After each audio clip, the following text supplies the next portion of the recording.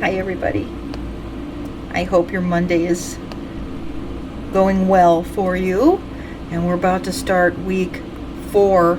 I just realized I had the wrong week on there. And I had made the announcement earlier about some papers that were on the late side. And I understand, believe me, I am just finishing up my DMP. I realize how difficult balancing things are. I just want you to make sure that you are aware of Olivet's policy on late papers. Not everybody may be as generous with grades, so I want you to be aware, as you move forward and you start getting into the clinical portion, you're going to be doing lots of work. You're going to have papers due, studying for tests, participation in discussion groups, and doing clinicals all at the same time, which has its own requirements. So try to get yourself a week ahead. I think that's the best thing you can do when you're doing these things. And just, it's not forever, so just do what you've got to do.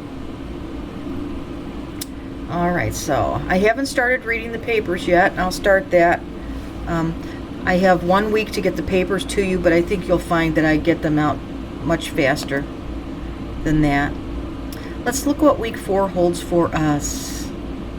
We start, as we do every week, with our daily devotion and our overview.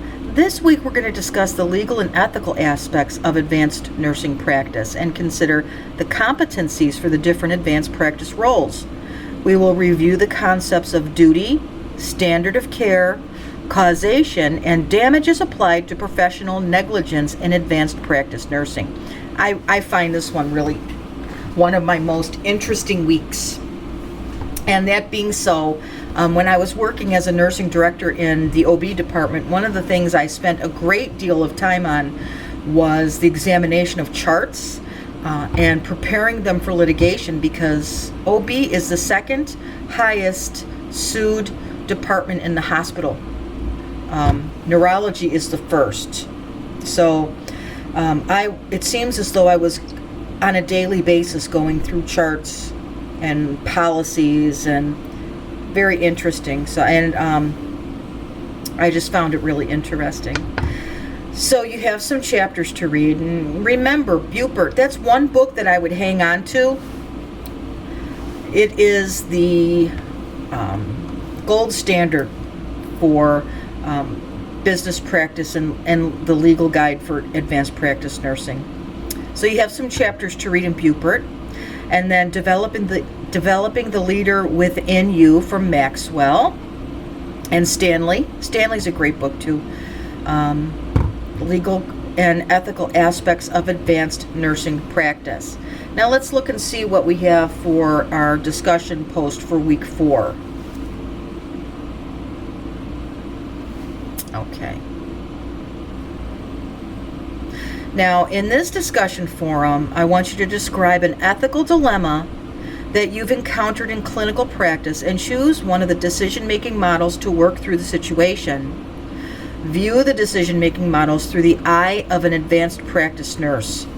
Discuss the legal documents that create the framework for the role, assume following graduation, and be sure to look at the competencies and Nurse Practice Act that apply to your future role.